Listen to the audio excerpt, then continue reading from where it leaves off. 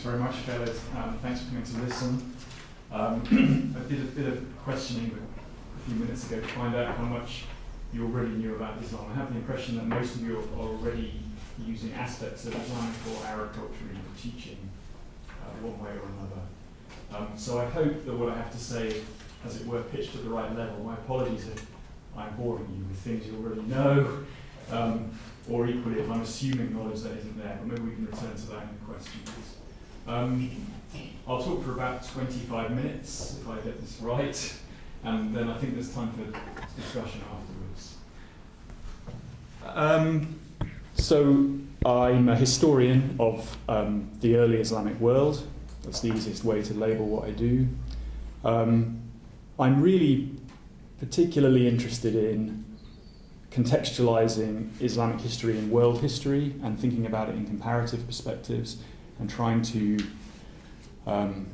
think about what's the same and what's different inside and outside of the Islamic world, and also perhaps with problematizing what we mean when we talk about Islam in this very, very early period that I'm going to talk about today, the first 100, 200 years of Islam, so-called.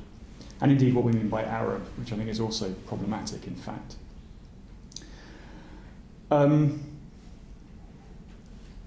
It also goes without saying now, sadly, that this period that I'm talking about has become a sort of hot potato in public discourse. I mean, tragically, especially in the last week or so, but it's been going on for 15 or 20 years now, at least. So it's material that people are often nervous about handling in teaching, I think,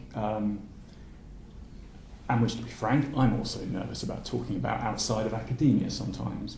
And I think it's really important, it actually makes it all the more important that we reflect very carefully on the stories that we're telling, which ultimately is what history is, the stories that we're telling about this period, and that we are true to the evidence as far as possible, but that we also reflect on what we're bringing in terms of our own values to the interpretation of that evidence. So it is delicate stuff, without a doubt.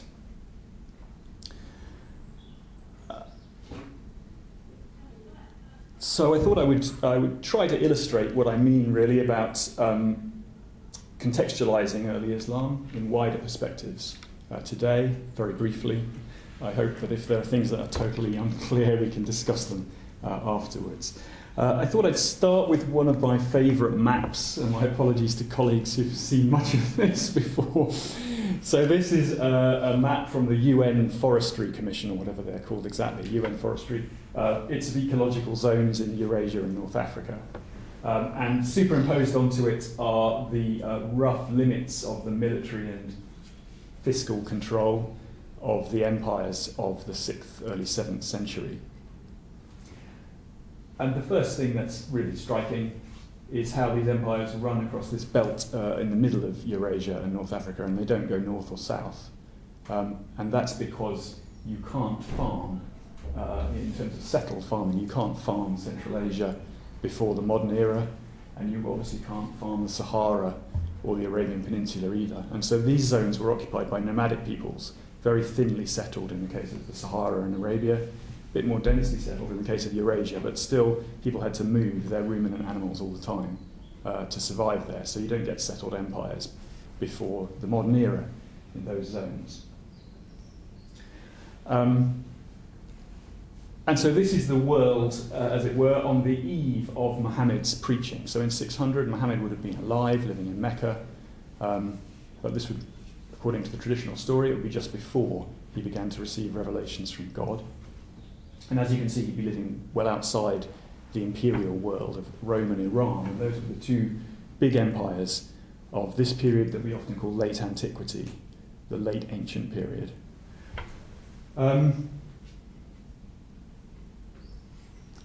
By this time, of course, the Roman Empire was Christian. It had a Christian imperial ideology, and by the late 6th century, that Christian ideology was imposed pretty thoroughly throughout the empire. It wasn't any longer really possible to be a polytheist religious believer inside the Roman Empire. It was just about possible to be Jewish, but it could be very unpleasant at times. Romans had taken on Christianity as their imperial religion in the 4th century, so this is 200 years after that. The Iranian Empire was multi-religious. The ruling elite of Iran, the Sasanian family, didn't impose their religion on the rest of people by and large. They sometimes got quite cross with certain religious groups, and particularly Christians, Manichaeans as well, and persecuted them. But there was significant religious diversity inside the Iranian Empire. There wasn't the assumption that everyone had to be the same religion. The ruling elite was Zoroastrian, which is the religion of the Parsis, Freddie Mercury being the most famous Parsi I can think of still.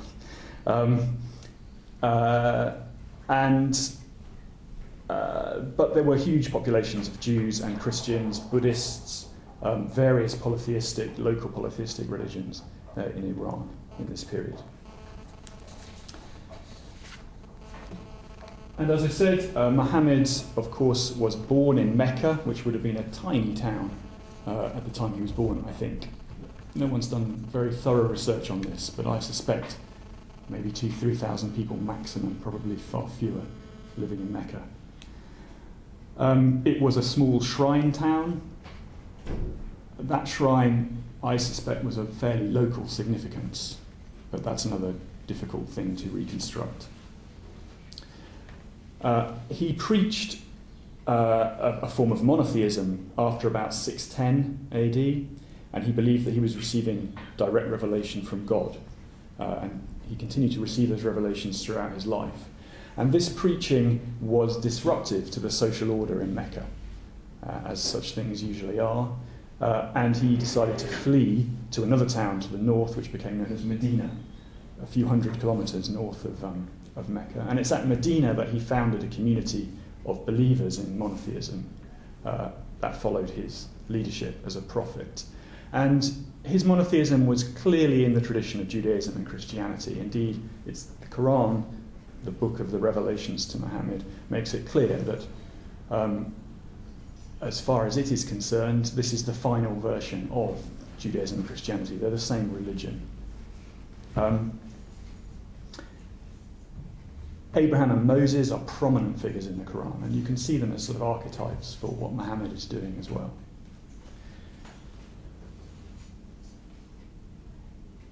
Now, Muhammad's community at Medina is politically, economically, diplomatically, and militarily successful by the end of his lifetime, to the point that he outmaneuvers his old Meccan relatives, who eventually decide to acknowledge his authority and acknowledge monotheism as the true religion. Most of them had apparently been polytheist before this time. And so Mecca is incorporated into this new political formation that Muhammad has built up in the last years of his life, centered on Medina, but with the shrine at Mecca as an important site of pilgrimage.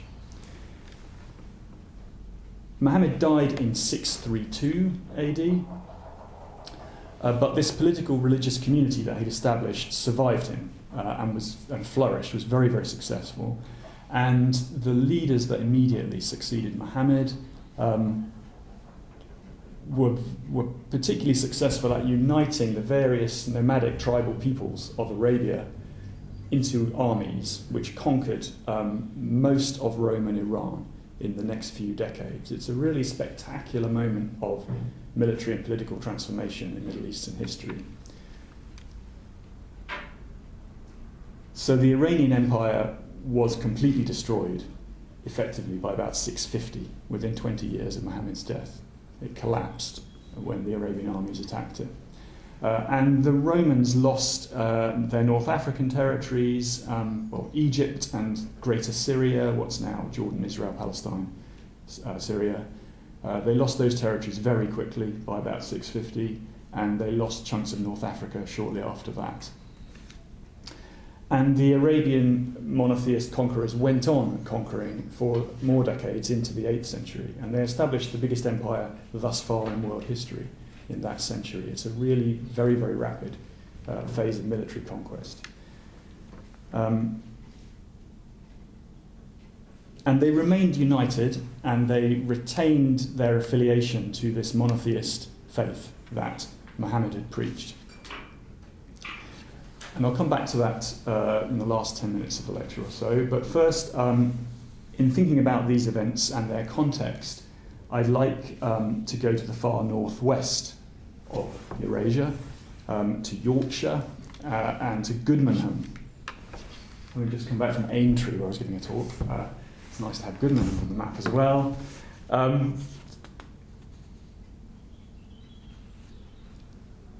Now, Roman control of northern Europe had collapsed pretty rapidly in the 5th century.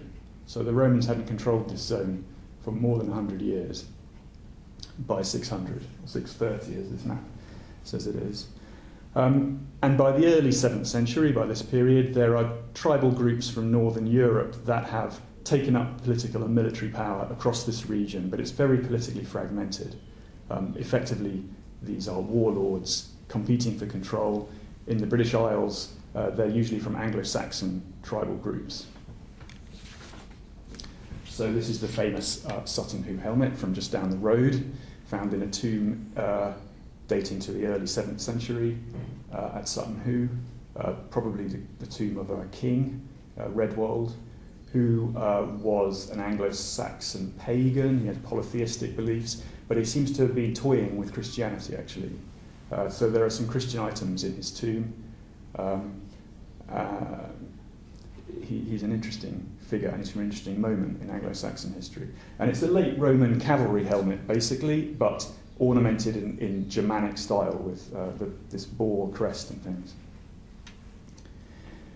So this period, late 6th, early 7th century, is a crucial moment in the conversion of the Anglo-Saxon tribes to Christianity, and Redwald, if that is Redwald's helmet, is at that threshold moment.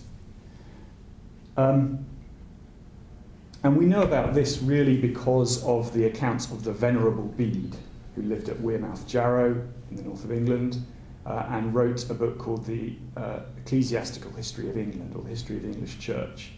And Bede died in 735. He's buried in Durham Cathedral, if you're ever there. It's good to go and see his tomb. And Bede wrote up the history of how Christianity came to the Anglo-Saxons and how England became Christian. And one of the key moments he looked back to was the conversion of the Kingdom of Northumbria to Christianity in the late 620s AD.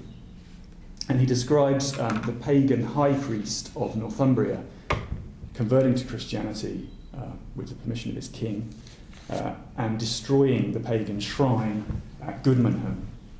And this is the bit of Bede's account. So in 627, the high priest Coifi formally renounced his empty superstitions, his polytheist religion, and set out to destroy the idols at Goodmanham. When the crowd saw him, they thought he'd gone mad, but without hesitation, as soon as he reached the shrine, he cast into it the spear he carried and thus profaned it. Then, full of joy at his knowledge of the worship of the true God, he told his companions to set fire to the shrine and its enclosures and destroy them. So that's from Bede's Ecclesiastical History. So he's looking back about 100 years to these events in Northumbria, the abandonment of Anglo-Saxon paganism, the adoption of Christianity.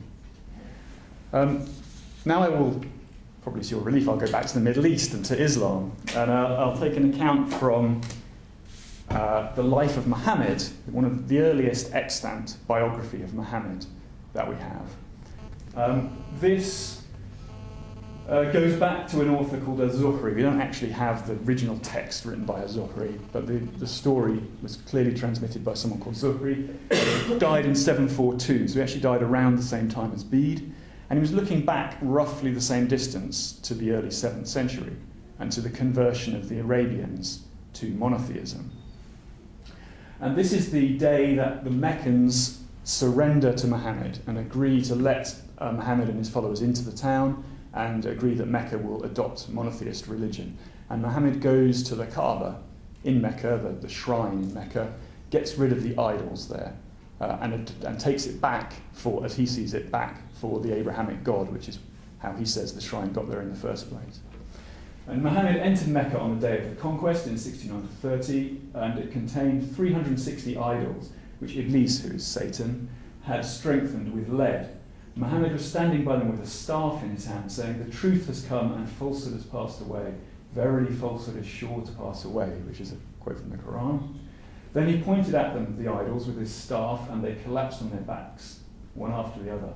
When the apostle, Muhammad, prayed the noon prayer on the day of the conquest, he ordered that all the idols which were around the Kaaba should be collected and burned with fire and broken up. Now,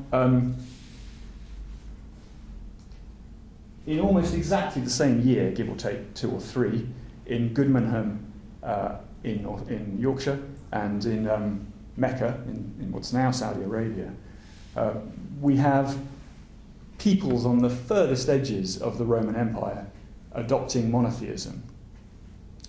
And even more surprising, maybe a coincidence, the way that that moment of conversion is described is extremely similar in the surviving literary accounts. One in Latin from Wearmouth Jarrow, one in Arabic from Baghdad, or probably originally from Damascus, but transmitted in forms that were written down in Baghdad. Bede and az-Zuhri, who clearly never met and probably couldn't have read one another's work, and almost certainly couldn't, wrote the same story about the founding figures in their religions and in their ethnic groups. So here we are, Koifi, the protagonist, as it were, who's got sacred status. The idols, which are the emblem of polytheist false faith, comes to a shrine which he reclaims for monotheism. There's a spear in the story, and then the true God is invoked, and the idols are broken up and burned. And then the same thing, we have Muhammad as the sacred figure, we have the idols, instead of a spear with a staff, we have this assertion of the truth versus the pagan falsehood, and we have the destruction of the idols and burning with fire. There are various ways of explaining this. At one level, maybe they went about these things the same way, and so we have the same story. That's possibly true, but I think it's also the case that the people who wrote this stuff down, for whom it was really important as part of their identity, that they chose to describe it in extremely similar terms. And I think the explanation for that is that they have a kind of template for how to talk about monotheist conversion. And their template, ultimately, I think, is the Hebrew Bible, the Old Testament. And the best parallel I've found so far for much of this is in 2 Kings, where Hezekiah cleanses the temple at Jerusalem of corrupting pagan elements. So King Hezekiah goes up to God's house in Jerusalem, which of course is also the name of the Kaaba in Islamic thought. And the high priest Hilkiah brings out of the temple all of these vessels made for these demons, these non-Judaic gods, Baal and Asherah and the host of heaven. He burned them outside Jerusalem. It looks to me as though that's the template that Bede and az-Zuhri or their informants are referring to when they talk about the conversion of their peoples. So this is really one instance of how I think we can think about the formation of the medieval Islamic world and the medieval Christian world as part of a very similar underlying pattern, which is the success of monotheist faith in bringing about new political formations in the wake of the collapse of the Roman Empire and the end of the kind of ancient political and religious order.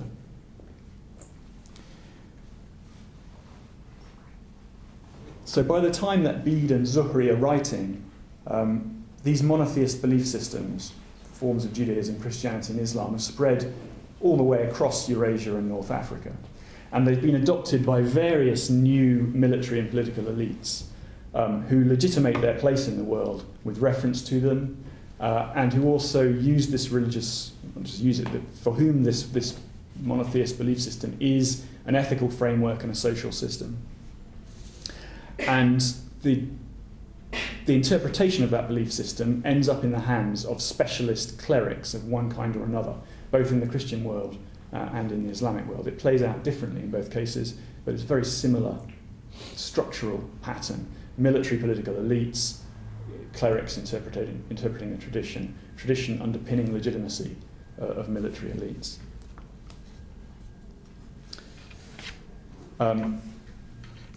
So here is one such military elite member from Syria, recently excavated at Qasr al-Khair al-Sharqi, which is a palace complex in central Syria on the edge of the Syrian desert. It's an image of somebody going hunting. Actually, he's not fighting, he's carrying a hawk. And similar elites in the West, as I say, these are Frankish cavalry from the 9th century image, the Stuttgart Psalter.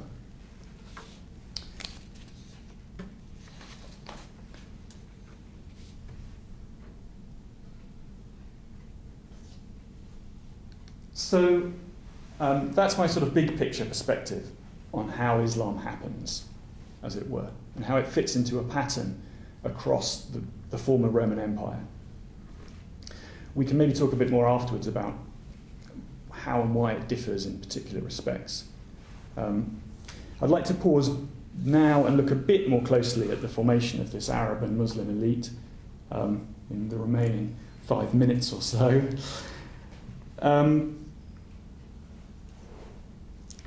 The Arab and Muslim elite forms, it's increasingly clear, in the 100 or so years after the death of Muhammad, insofar as it begins, this self-identification as Arab and Muslim begins to show up about 100 years after Muhammad dies.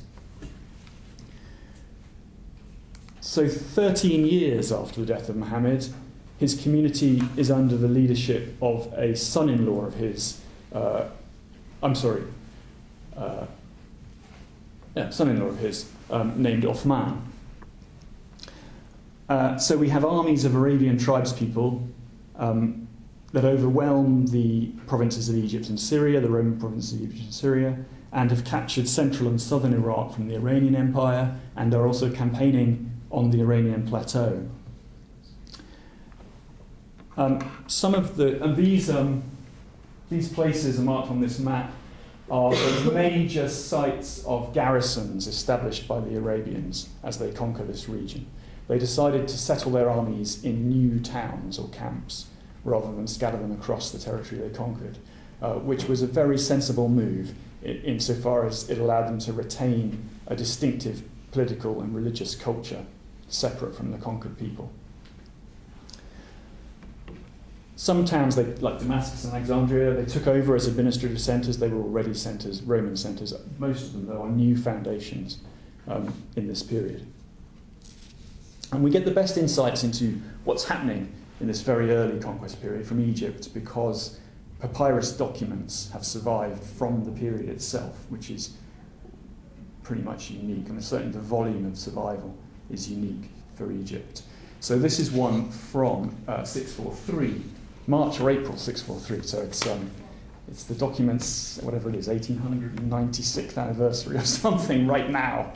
And it's a receipt regarding a requisition by this conquering army from the local people.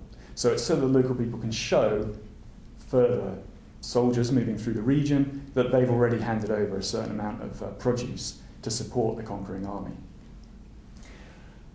This kind of thing was pretty standard practice in the late Roman, late Sasanian period. There were established customs about war, and it's clear that the Arabians are following those patterns, and everybody did in the Middle East.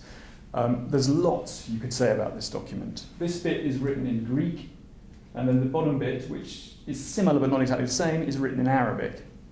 So we can see that the conquerors have brought with them their own literate administrative tradition.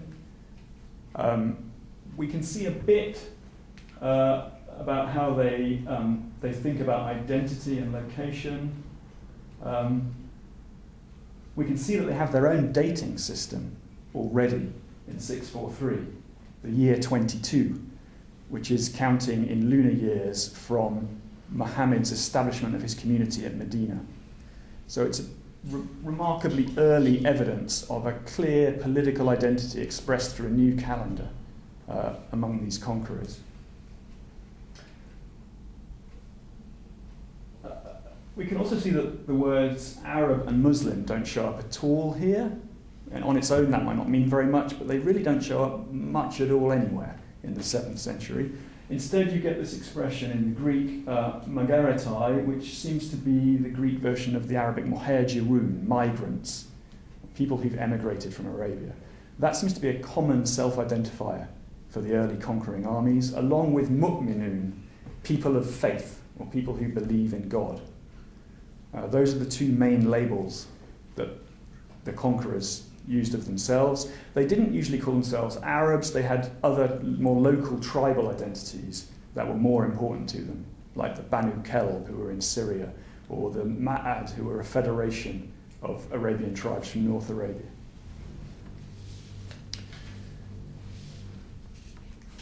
And they moved very fast, as I said at the beginning. So these are garrisons in around 700, and these are garrisons around 720, by which time the armies are conquering bits of what's now Spain, Uzbekistan. They're heading into Pakistan as well. And this is the period, around 700 onwards, when in the surviving material culture, in the archaeology, we can really see something that is clearly Islamic civilization in a way that we might begin to recognize. In fact, one of the first attestations in documentary evidence outside of the Quran of the label Islam for the religion is in the Dome of the Rock, in the inscription of the Dome of the Rock, which was put up in 692 AD. And this is a shrine at Jerusalem that we all see all the time on the telly. Very, very early Islamic monument. It's the same period that the Arabian conquerors decided to completely reform the coinage system of the empires they'd conquered. So at first they just used the coins of the Romans and the Persians. But in around just before 700, they went through a phase of experimenting very rapidly with the coins, and then they came up with this final model on the bottom right, the so-called epigraphic dinar, the epigraphic gold coin, which has references to the Quran and assertions of the unity of God and that the Christian Trinity is a falsehood on it. This is what they did in Iran, the same kind of thing. They took the old Sasanian coin and they moved to the same Arabic formulae on the new coin. This is a huge break with Middle Eastern custom and practice, which up until then always had the king on the coin. And what the coins seem to be saying is this is the rule of God, not of the old empires. That seems to be an important part of the self-identification of these new conquerors. And it's also from this period that we begin to get, as it were, monumental Qurans that are for display purposes at places like the Dome of the Rock or the Al-Aqsa Mosque just around the corner from the Dome of the Rock. This one is the famous one from the Sana'a Mosque in Yemen, probably around 700 AD, certainly actually around 700 AD, I should say. And you can see that they develop a very beautiful new form of calligraphy for writing the Quran and the coins, actually, in this period. So the Arabic language and Arabic script begin to develop very, very fast in this period. These Qurans are illuminated, which is quite unusual, very, very unusual. There are these drawings of buildings which look a bit, yes? Oh, I just wanted to ask about the coins. You said it talks about the unity of God and everything, Islam. Does it actually say in the coin that it rejects the Trinity? Yes. It actually. So it says, this says there's only one God, alone, he doesn't have any partners. Okay. He has no partner. And this says God is one, he's eternal, he doesn't give birth, nor is he born. So that's the assertion that, i.e., pointing exactly. Absolutely pointing, yeah. We can maybe talk about that after the talk, because it is an interesting point that they chose that for the coins at this moment. That is interesting. So here's the rough limits of their military capacity in 720. As I said, it's a really huge empire. And by this time, we can talk about them a bit as Arabs and Muslims, I think. It's very important to note that they're not really waging a war of conversion. This is a very tiny elite drawn from the Arabian Peninsula, settled in these scattered garrison cities, which has adopted this distinctive now monotheist religious position. But they make treaties of surrender with the conquered population, where if the conquered population pay them tax, they can keep their existing religious practices, laws and customs and be basically self-regulating. So it's an imperial system. There's an Arabian Muslim imperial elite, and there are the colonized populations. It becomes more permeable. Some early adopters of Islam from the conquered population are people who join the elite. They join the senior elements of the army, or they join the bureaucracy, and it becomes more and more necessary to be Muslim and to use Arabic in order to do that. But we're talking maybe, it's very hard to measure, but maybe less than 10% of the population are Muslim, and no huge pressure to convert. In fact, no pressure really to convert.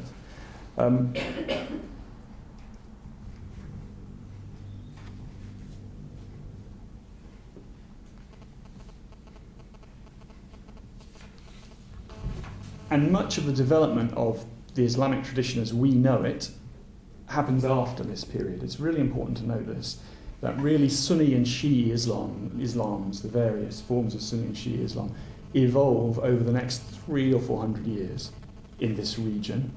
And they do so in a context of increasing conversion among the colonized populations, who begin to adopt Islam as their own and kind of use it often to assert local identities against the imperial centre. The Islamic world is very open to Central Asia and the Sahara, and this has consequences because it's conquered repeatedly, or it draws into it repeatedly, new military elites from these steppe zones, and they also adopt Islam. So it becomes very, very multi-ethnic, multilingual, and also you get a great diversity of theologies and belief systems within Islam. So by 1100, around the time of the Norman conquest, the Islamic world is very, very complicated, and I'll just put some major famous names on bits of the map to illustrate how it's fragmented and how different ethnic groups have adopted Islam in different parts of the Islamic world. And in the meantime, as we've seen, the Germanic warriors who took over power in the former Roman Empire have adopted Christianity and are waging war in the name of Christianity in the Slavic East in particular. They're often selling Slavs into the Byzantine and Islamic world as slaves. And by this point, of course, very famously, they've ended up in direct military conflict with the Islamic world.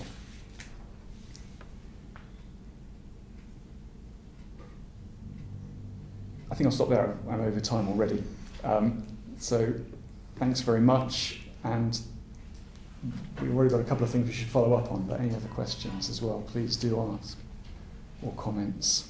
Well, you mentioned that there was no pressure to convert to Islam, that then the people that were on the elite, you had to be a Muslim and you had to kind of speak Arabic to get to those top positions. So in a way there was a bit of a pressure to convert to Islam, would you say? I suppose what I mean is, when the Christians waged war against non-Christians, they often did so as a sort of missionary endeavour. They had a universalist vision of their belief system. So Charlemagne in the 8th century wages war against the Saxons as a kind of holy war, and he insists that the Saxons abandon their polytheism and become Christian. And people often mistakenly assume that the Islamic conquest is similar, that it's a missionary, a sort of straightforwardly missionary universalizing conquest. But I think that there's some evidence that the early believers movement, whatever we want to call it, conceived of themselves as sort of chosen people of God, who were establishing God's rule on earth, but they didn't expect the people who surrendered to their authority to convert. They weren't trying to convert them. Of course, from the point of view of the conquered person, one obvious avenue, political choice, as it were, is to convert to Islam if you want to join the elite. And that's actually what happened. At first it happened because, for instance, the Sasanian elite cavalry joined the Muslim army very early. Actually, even then, they didn't always convert. They probably did, but if you were Christian, you didn't seem to need to convert. So the Arabic-speaking tribes of Roman Syria joined the army, but they stayed Christian actually until about 800. By 800, it was necessary to be Muslim to be in the army, and then there was pressure, without a doubt. The Syrian tribes had to become Muslim because by that point it was to be part of the military elite. It really was necessary, and the religion had become more universalizing in that period.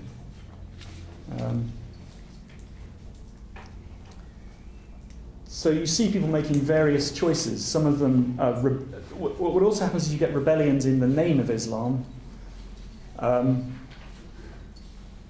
that leads to the political fragmentation of the empire, but the survival of Islam as the language, as it were, the shared language across the whole region.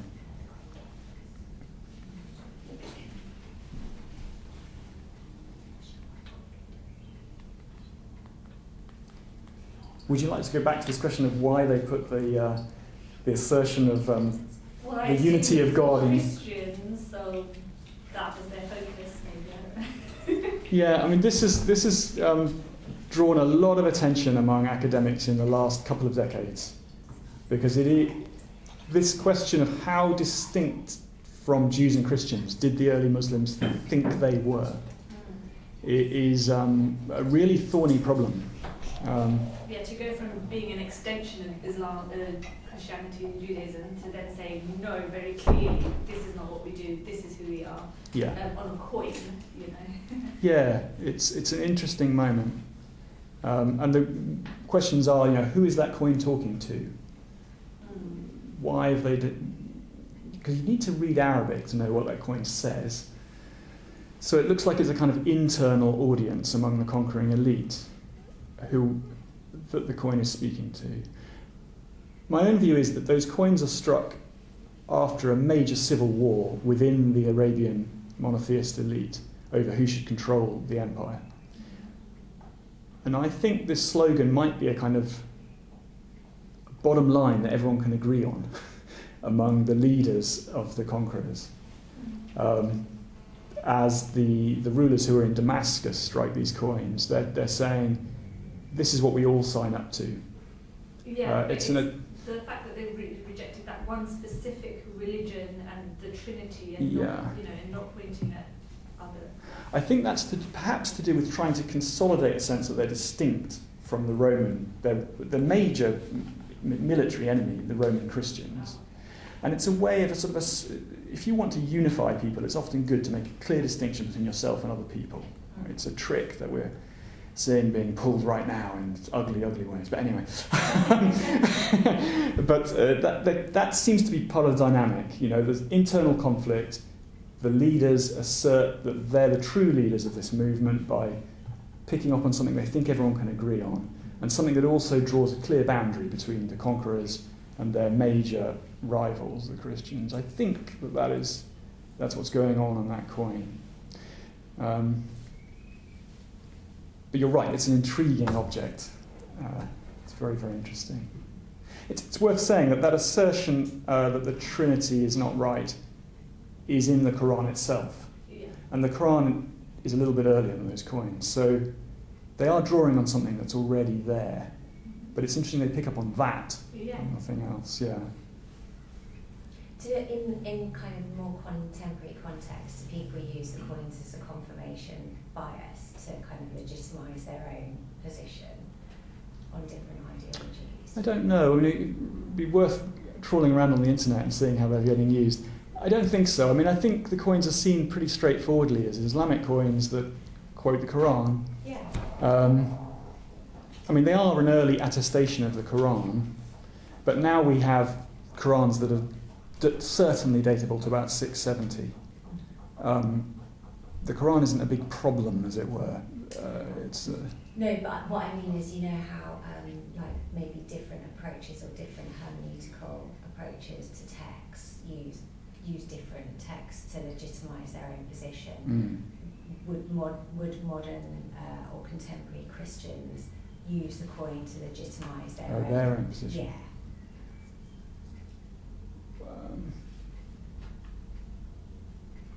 Not that I'm aware of. I mean, I think all serious Christians and Muslims know that that's the crucial difference, really, in their theologies. Yeah. So I don't think it's... no, I've never seen it, really. But I don't move in the right circles, to be honest.